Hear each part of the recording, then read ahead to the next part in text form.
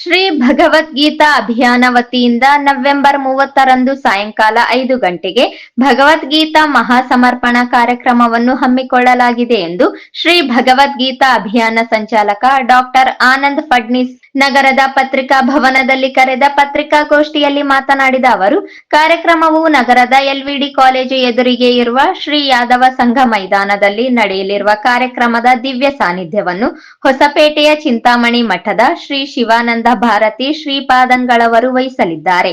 ಮುಖ್ಯ ಅತಿಥಿಗಳಾಗಿ ಸಚಿವ ಎನ್ಎಸ್ ಬೋಸರಾಜ್, ಶಾಸಕ ಡಾಕ್ಟರ್ ಶಿವರಾಜ್ ಪಾಟೀಲ್, ವಿಧಾನ ಪರಿಷತ್ ಸದಸ್ಯ ಎ ವಸಂತಕುಮಾರ್, ಮಹಾನಗರ ಪಾಲಿಕೆ ಆಯುಕ್ತ ಜುಬೇನ್ ಮಹಾಪಾತ್ರ ಭಾಗವಹಿಸಲಿದ್ದಾರೆ. ಆರ್ಡಿಎ ಮಾಜಿ ಅಧ್ಯಕ್ಷರಾದ ಬಿ ಗೋವಿಂದ್, ಕಡಗೋಳ ಆಂಜನೇಯ, ಪಾಲಿಕೆ ಮಾಜಿ ಸದಸ್ಯ ಇ ಶಶಿರಾಜ್, ಹರೀಶ್ ನಾಡಗೌಡ ಅವರು ಉಪಸ್ಥಿತಿ ಇರುವರು. ಕಾರ್ಯಕ್ರಮದ ಅಧ್ಯಕ್ಷತೆಯನ್ನು ಶ್ರೀ ಭಗವದ್ಗೀತಾ ಅಭಿಯಾನದ ಸಂಚಾಲಕ ಆನಂದ್ ಫಡ್ನಿಸ್ ಅವರು ವಹಿಸಲಿದ್ದಾರೆ ಎಂದರು. ವ್ಯಕ್ತಿತ್ವ ವಿಕಾಸನ, ನೈತಿಕತೆಯ ಪುನರುತ್ಥಾನ, ಸಾಮಾಜಿಕ ಸಾಮರಸ್ಯ ಹಾಗೂ ರಾಷ್ಟ್ರೀಯ ಭಾವೈಕ್ಯತೆ ಮುಂತಾದ ಸದುದ್ದೇಶಗಳನ್ನು ಸಾಕಾರಗೊಳಿಸುವುದಕ್ಕಾಗಿ ಭಗವದ್ಗೀತಾ ಸಾರವನ್ನು ಮನೆ ಮನೆಗಳಿಗೆ ಮತ್ತು ಮನಗಳಿಗೆ ತಲುಪಿಸುವ ವಿವಿಧ ಕಾರ್ಯಕ್ರಮಗಳು ಪ್ರಾರಂಭ ಮಾಡಲಾಗಿದೆ. ಈ ಕಾರ್ಯಕ್ರಮಕ್ಕೆ 3,000 ಜನರು ಭಾಗವಹಿಸುವ ನಿರೀಕ್ಷೆ ಇಟ್ಟುಕೊಳ್ಳಲಾಗಿದೆ ಎಂದರು. ಪ್ರತಿ ವರ್ಷದಂತೆ ಈ ವರ್ಷವೂ ಕೂಡ ಇದೇ 30ನೇ ತಾರೀಕು 30/11/25 ಯಾದವ ಸಂಘ ಮೈದಾನದಲ್ಲಿ ಹಮ್ಮಿಕೊಂಡಿದ್ದೇವೆ. ಅದರ ಸಮರ್ಪಣಾ ಕಾರ್ಯಕ್ರಮ ನಡೆಯಲಿದೆ.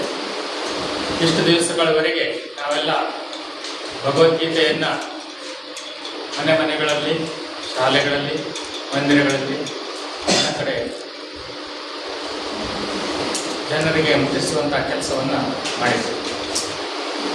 ಈಗ ನಮ್ಮ ಈ ಪರಿವಾರದ ಪರಿಚಯ ಮಾಡಿಕೊಡಬೇಕಂದ್ರೆ ಜನರನ್ನು ತಲುಪುವಲ್ಲಿ ನಾವು ಯಶಸ್ವಿಯಾಗಿದ್ದೇವೆ. ಸುನೀತಾ ಅವರು ಮಾತನಾಡಿ, ಈ ವರ್ಷ ಅಖಂಡ ಭಗವದ್ಗೀತಾ ಪಾರಾಯಣ ಇಟ್ಟುಕೊಂಡಿದ್ದೇವೆ. 2.5 ತಾಸಿಗೊಂದು ತಂಡ ಬದಲಾಗುತ್ತದೆ.